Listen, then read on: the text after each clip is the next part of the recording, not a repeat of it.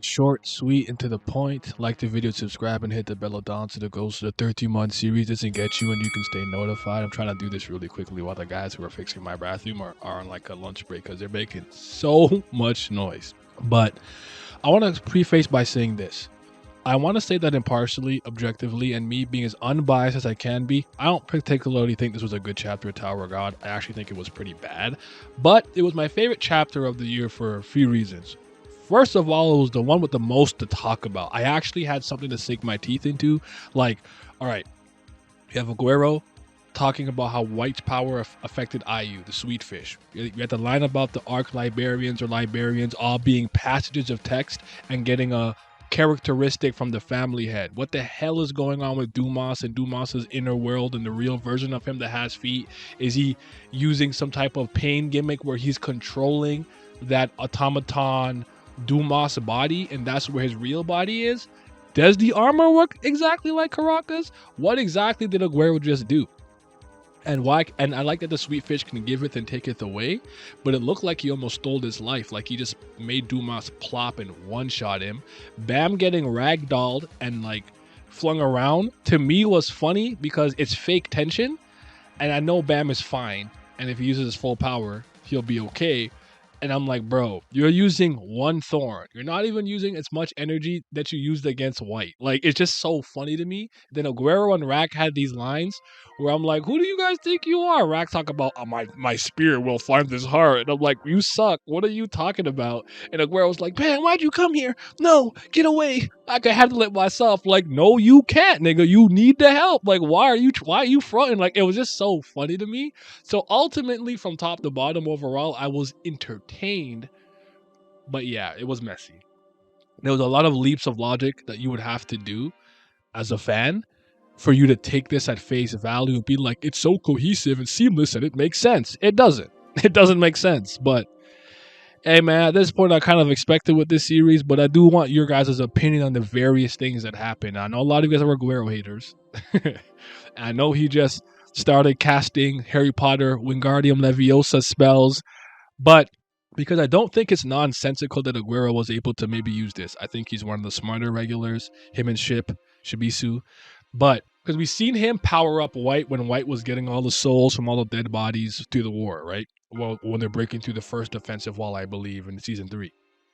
Then he's there with Vincente in the Suspendium when they lock away Leviathan. So I'm like, you actually have these two scenarios where it makes sense for him to pick it up. Plus, he said, now that I have White's power and I'm stronger, I kind of get it more. And I'm like, wait a minute. Pause. Hold up. Why didn't we get an extra little tidbit or a scene of Aguero looking studious or trying to inquire or being just curious about White, asking questions, giving certain looks, Vincente, so we could be like, oh, that's the moment where he was studying and trying to figure out how the spell works. It doesn't work. It doesn't fully work because you don't get that moment. So what we're doing as the fan base is we're rationalizing for him, but it is what it is, man. You take it or you don't. I'm not mad if you're mad. I absolutely 112% get it, but I'm chilling, bro. I'm chilling. I'm not letting this guy rile me up no more with some of the nonsense. But yeah, that's kind of the chapter for the most part. We're still in the middle of this fight with Dumas. We have not really gotten to the game yet. We'll see what happens with Endorsi. We'll see what happens with Traumare and what's his name? Lope would be Holland. We'll see what he's doing because he's the king. We'll see if Endorsi gets a power up. But I think what's interesting too, I forgot to mention this. So I don't think Rack or Bam have tapped into White's power yet. Aguero has. And Aguero, I guess, got his power up. And that IU is really, really, really a good utility weapon and tool or living thing to happen. And I do not think he will ever truly face the consequences of quote unquote overusing it. I just don't. And what was I going to say? But I really don't hate the sweet fishing concept. I just think that the execution is it's a little wonky. It could be a little better.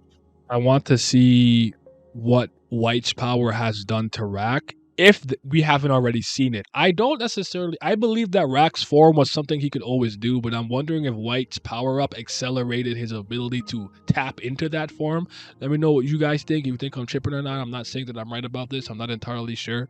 I'm just kind of inquiring. Like a lot of things happen where I'm like, depending on execution, I'm intrigued by this, but I don't have all the answers yet. I'm not even sure how they got into Dumas's inner, like, um Baam world, or the Naruto Kurama's white space, if you will. Ichigo talking to Juhaba and his hollow. Like, I'm not sure how they got there. So I hope that we get those explained in the next chapter. But other than that, honestly, I'm chilling. It's not better than a 7. It's not lower than a 6 to me this week. But man, this guy writes, you think like he doesn't remember the things that he did before. Like he just, it's just every week he's just free balling, freestyling. But let's leave it there. Like the video, subscribe, hit the bell. Thank you guys for listening. And let's see what happens next week. Bring back loose leg. We want Mazzino. Bring back loose leg. We want Mazzino. My dear patrons, I appreciate you guys as always. Every cent, every penny, every dollar. A penny in a sense, the same thing. It all counts. Anyways, shout out to y'all. CBL, Certified BAM Lovers, La BAM Nation. Thank you guys. Thank you. Also got to give a bigger shout out to the Priest of Fire. They might be the real CPLs because that's certified Brilith Lovin'. Priest of Fire, the best girl in Kubera. But the biggest shout out to the 5th Zen gods.